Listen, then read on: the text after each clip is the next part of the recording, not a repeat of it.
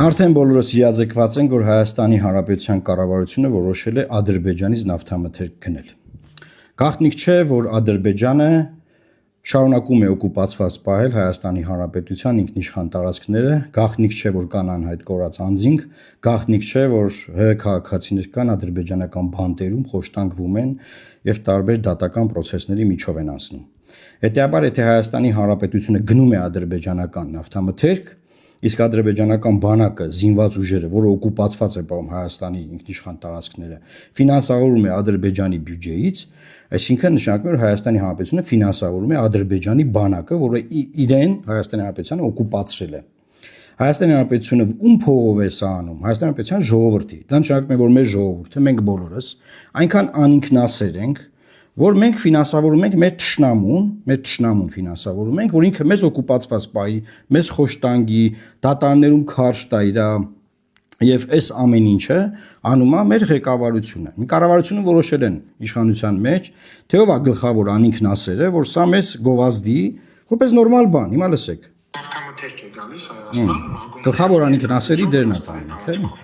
Եթե այս լուրից ձեզ բացգացի կամ եթե ձեր արժանապատվությունը խոցված համարեցիք այս լուրից, խնդրում եմ միշտապես եկեք 1 րոպե քննարկենք։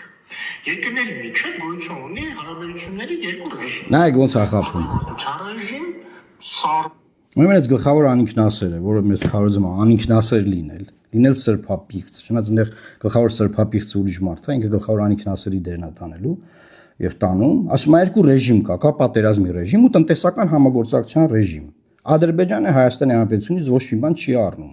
Այդ Հայաստանի Հանրապետությունն է որոշել իր տարածքներն օկուպացված երկրի նավթամթերքը գնի, այն դեպքում որ դրա կարիքը չունի, բազմաթիվ տեղերից կարող է գնել, որ ինչը անի, որ ինչ ապացուցի, որ ինքը ապացուցի, որ ինքը անինքնասեր երկիր է, որ իր հողերը, իր տարածքները դեռ գրավված են եւ ինքը սկսում է նրանցից գնել ապրանք եւ իր ներդրումն ունենալ Ադրբեջանի բյուջեում, որը վճարում է իր զինված ուժերին։ Ժողովուրդ ջան, սա ինչ է։ Սա ինչի արշավ է։ Սա անինքնասեր վարք չի, սա մեր արժանապատվությունը նվաստացնող վարք չի, սա մեր ունեցած ռեսուրսները թշնամուն ուղղելու վարք չի։